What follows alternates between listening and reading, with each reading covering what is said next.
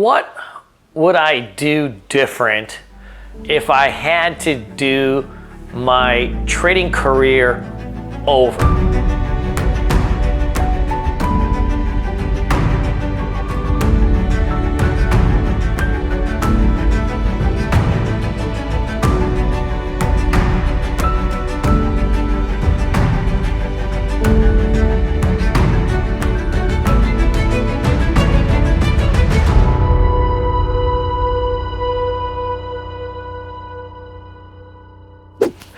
Hey guys, today I got something I want to talk to you about that I think is going to impact a lot of people, whether you're old or young.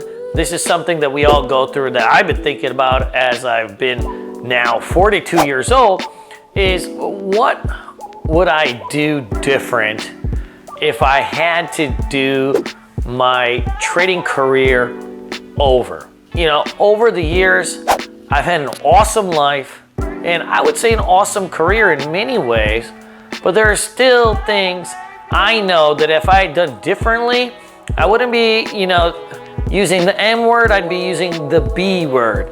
And that's really important. It's not just always about, did you make some money, have some fun? For me, it's also, did I maximize my potential? And when I look back and think about my trading career, one of the things that I'm often kind of regretful about is I don't think that I really maximize my trading potential to the fullest, because I was hard-headed and stubborn in so many things that it prolonged really my growth and what I needed to do and where I needed to go in the beginning. And so it took me so long to progress to where I am now. So some different things that I think would have been important when I started my trading career that I think you guys should focus on right now that will impact you right now. So when I was a new trader, I was into everything. First of all, I did penny stocks, small caps, large caps, longs, shorts. I had newsletters. I was in chat rooms. They didn't have chat rooms like Discord, but they had message boards. I used the Lion.com, the Yahoo Finance message boards. I was on MSN Money. I was all over the place doing all this stuff. In a way, that's kind of what happens to people right now, right? We have Twitter, Discord, chat rooms, services, so on. So I was all over the place trying a million different strategies. And I was very, very hard-headed on this. Like, I never wanted to pigeonhole myself into a certain thing because I thought my intellect was so great that I could always fix the other thing. So I give prime time an example. I was fixated on small cap stocks. I grew up in my trading chops on the Lion.com, where some of the best small cap traders in the world started. Tim Sykes, you see Super Trades, they call it, Superman back in the day, like B-Man the Trader, all these heavy hitters, the Lion Master himself, all were trading small caps. I was so into it too, especially when I was new, and I was obsessed with them even before that. And so I was really, really hard-headed on this thing. But the problem was, I stunk at them. Like, it brought out the worst tendencies in me. So in trading, your personal, I wouldn't say defects, but your personal idiosyncrasies, they tend to show up in your trading. And so small caps, they brought out the worst tendencies in me because I have all these facets. I'm hyperactive, I'm always late, and I'm also an egomaniac to the 10th degree. And so what's gonna happen in my trading? I'm always gonna believe I'm right, I'm always gonna overtrade, and I'm always going to chase. So the three worst things you can do in trading match my personality. And what do small caps and small cap breakouts lead to? Overtrading, right?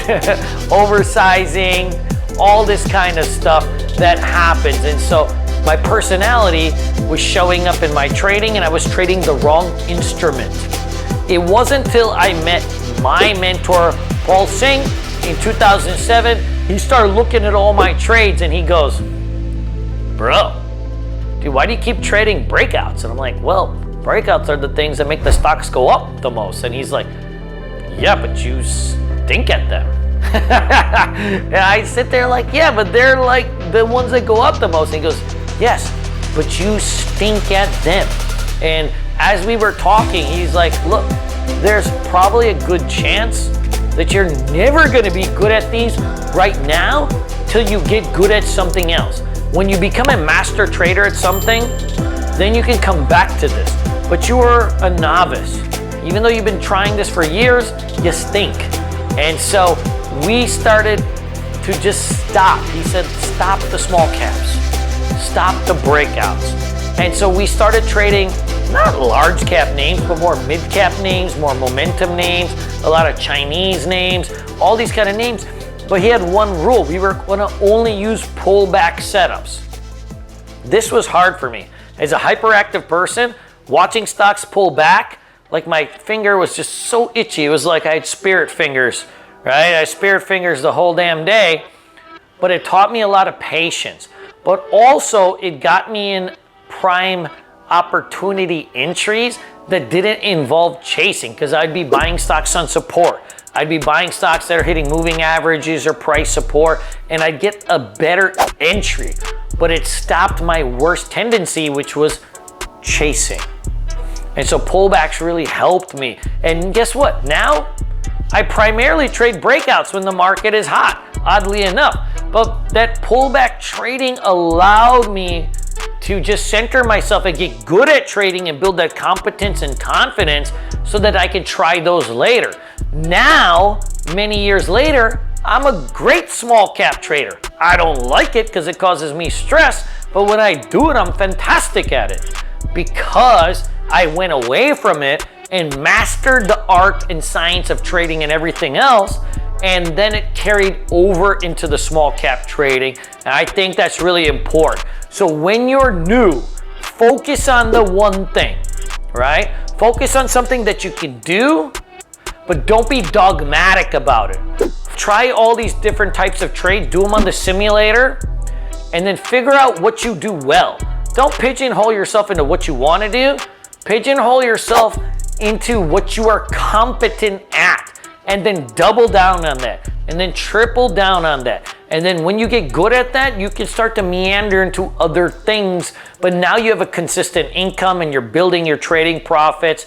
And now when you dabble into something else and learn it, well, you're already a profitable trader. You can do that. Second part of some of my regrets that I would do when I was a new trader is expectations. So when we are a new trader, we have unreasonable expectations. I went in as a trader and I wanted to be a millionaire. And so all my decisions were governed to this point.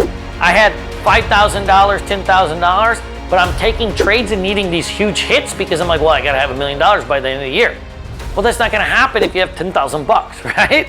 But like I was sizing my positions and depending on my profits and losses based on my end goal, right? And so I had this unreasonable expectation, but I didn't have the chops or the cash flow for it. But it was governing my trading decisions. I'd often have really, really good gains every day, but guess what? I'd never keep them because, right, I knew to have $1 million goal, I had to make more money that day. So I was always giving back my profits. And so you want to have reasonable expectations. This is so important. The third one, and this is going to be really the most important, enjoy the journey along the way. This is the only thing I did right out of these three. So many times when we become traders, we get locked in that room, we get locked in that basement, we get into the computer, we get so obsessed with trading, even though there's so much else going on. You get lazy, you get fat, but you don't think it because you're sitting at that computer 16, 18 hours. I was that guy for a little bit of my time in my 20s, and it never worked. And then the world passes you by, and sure, by the time you become a good trader, much older, you're much rounder, you're much more bald, and you're like, where did these years go? When you're becoming a trader, when you're starting to make some money, you still gotta live your life. You gotta live your life. Celebrate the wins, even the small ones. Your first $100 day, your $500 day, your first time managing your risk, your little niece's birthday, your cousin's graduation party. Celebrate all those things. Working, and yeah, in the beginning, we gotta work our balls off and we gotta work and have no life. But at some point when those sprouts happen, start celebrating them. Because if you stay in that room, life goes by. Best things I've ever did was celebrate this stuff. In 2011, I moved to Costa Rica with all my best friends for 6 months. I took my parents, my sisters, my cousins, even my accountant for a couple weeks. Like, I brought everybody I knew and made a celebration for 6 months. And we built our business there. And guess what? Staying in Costa Rica, living with your bros, my 4 childhood best friends, it allowed me to double my business. And I doubled my trading profits because I was having fun. We were taking surfing lessons every day. We were broing out in the middle of the jungle. We had this awesome villa at the time in Costa Rica. It used to be cheap. You could live there for $1,000 a month. But like, we were celebrating and working. And beyond that, like, I've been all over the world. You know, with my boy Cameron Foose, we went to 10 countries together. I've been in Japan and Bali and anywhere you can think about trading and working.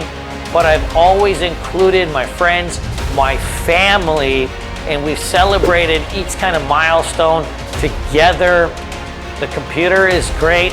I still work as hard as anybody, but I never turn down a good party or a good vacation. Enjoy the journey, because you don't want to be old and rich, right? You want to be young and rich. And so you got to have some fun, right? You got to do this stuff now. And so enjoy the journey. Remember those first 2 things. They're going to be really, really important. But guys, let me know if you have any questions. I hope you enjoyed this. These are just some of my regrets, but also something I'm proud of.